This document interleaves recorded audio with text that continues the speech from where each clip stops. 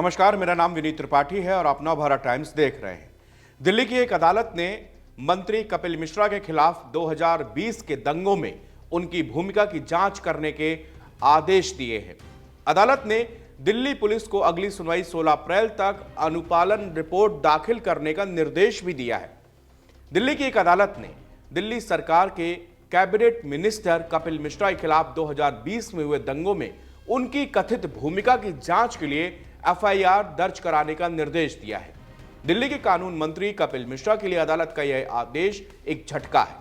अतिरिक्त मुख्य न्यायिक मजिस्ट्रेट वैभव चौरसिया ने कहा कि प्रथम दृष्टया यह संज्ञेय अपराध का मामला पाया गया है।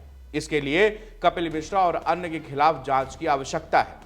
न्यायाधीश ने कहा कि यह स्पष्ट है कि कपिल मिश्रा कथित अपराध के वक्त इलाके पे थे। यह मामला नागरिकता संशोधन कानून को लेकर हुए विरोध प्रदर्शन का है। 24 फरवरी 2020 को नॉर्थ ईस्ट दिल्ली में हिंसा भड़क उठी थी। इसमें 53 लोगों की जान चली गई थी, जबकि 700 लोग घायल हुए थे।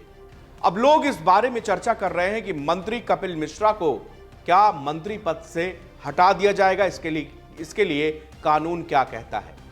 अदालत का यह आदेश यमुना विहार निवासी मोहम्मद इलियास की याचिका पर सुनवाई के दौरान आया। उन्होंने अपनी याचिका में कपिल मिश्रा के खिलाफ एफआईआर दर्ज करने का अनुरोध किया था। इसका दिल्ली पुलिस ने यह कहकर विरोध किया था कि दंगों में कपिल मिश्रा की कोई भूमिका नहीं है। आज के मामले के अलावा भाजपा नेता कपिल मिश्रा, अनुराग ठाकुर, प्रवेश वर्मा और अभय वर्मा सहित अन्य पार्टी नेताओं के खिलाफ एक दूसरी जनहित याचिका भी लंबित है। याचिका में इनके खिलाफ 2020 के दंगों से पहले कथित नफरत भरे भाषणों के लिए एफआईआर दर्ज करने की मांग की गई है। पुलिस ने याचिका पर बहस करने के दौरान अदालत को बताया था कि कपिल मिश्रा पर दोष मढ़ने के लिए साजिश रची जा रही है।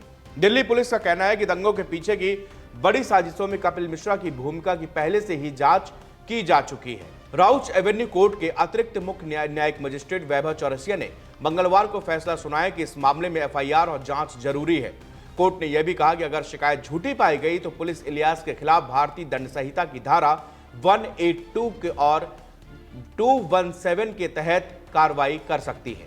मोहम्मद इलियास की शिकायत के मुताबिक 23 फरवरी 2020 को कपिल मिश्रा और उनके साथियों ने करदमपुरी में सड़क जाम किया और मुस्लिमों व दलितों की ठेलियों को तोड़ दिया। इलियास ने आरोप लगाया कि पुलिस भी मिश्रा के साथ मिली हुई थी। शिकायत में डीसीपी वेद प्रकाश सूर्या पर भी इल्जाम लगाया कि वे सड़कों पर घूमते हुए नागरिकता संशोधन कानून सीएए के खिलाफ प्रदर्शन रोकने की धमकी दे रहे थे। इस मामले में दिल्ली पुलिस का कहना था कि फरवरी 2020 के दंगे पहले से ही सुनियोजित थे। उनका दावा है कि मुस्लिम बहुत इलाकों में मस्जिदों और मुख्य सड़कों के पास प्रदर्शन स्थल चुने गए थे ताकि विरोध को बढ़ाया जा सके और सड़कें जाम हो। पुलिस का कहना है कि ये प्रदर्शन सांप्रदायिक थे, भले ही इन्हें धर्मनिरपेक्ष दिखाने की कोशिश की गई। पुलिस ने यह भी कहा कि मिश्रा को फंसाने की साजिश हो रही है और उनमें उनकी कोई भूमिका नहीं थी। कोर्ट ने पुलिस की दलीलों पर सवाल उठाए। पुलिस ने कहा कि महिलाओं को अगर प्रदर्शन में आगे रखा गया ताकि पुलिस संयम बरते और हिंसा का मकसद पूरा हो जाए, तो कोर्ट ने कहा कि यह मानना मुश्किल है कि कोई समुदाय अपनी महिलाओं को हिंसा के लिए आगे क्यों करेगा। यहां उनकी जान का खतरा हो सकता है। कोर्ट ने यह भी नोट किया कि मिश्रा ने पूछताछ में माना कि दंगों के दौरान वहां पर मौजूद थे और लोग उनके आसपास जमा हुए थे।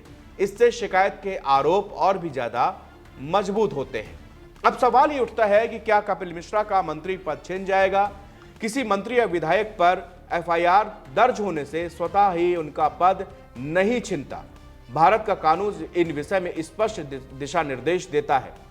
केवल एफआईआर दर्ज होना किसी मंत्री या विधायक को पद से हटाने का आधार नहीं बनता।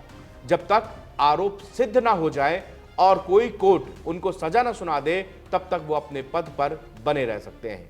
भारतीय संविधान के अनुच्छेद 1641 के मुताबिक मुख्यमंत्री या प्रधानमंत्री राज्यपाल राष्ट्रपति के प्रति जवाबदेह होते हैं।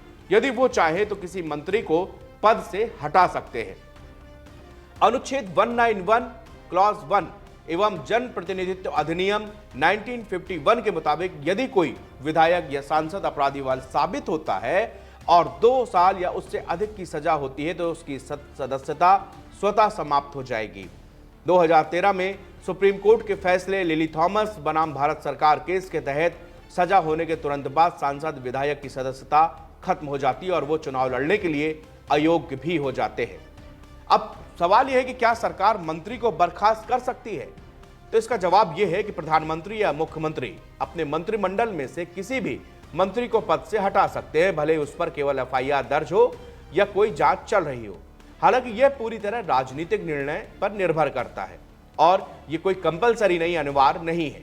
एफआईआर दर्ज होने से कोई विधायक या मंत्री अपने पद से सदा नहीं हटता, लेकिन यदि कोर्ट द्वारा उसे दोषी करार दिया जाता है और 2 साल या उससे अधिक की सजा होती है तो उसकी सदस्यता समाप्त हो जाएगी। अब इस मामले में पुलिस एफआईआर दर्ज करेगी, इस मामले की जांच करेगी कि क्या कपिल मिश्रा का इस मामले में 2020 में जो सांप्रदायिक दंगे हुए इसमें उनका किस तरह की भूमिका थी। उनके भूमिका की जांच के बाद फिर पुलिस जो है रिपोर्ट कोर्ट को पेश करेगी।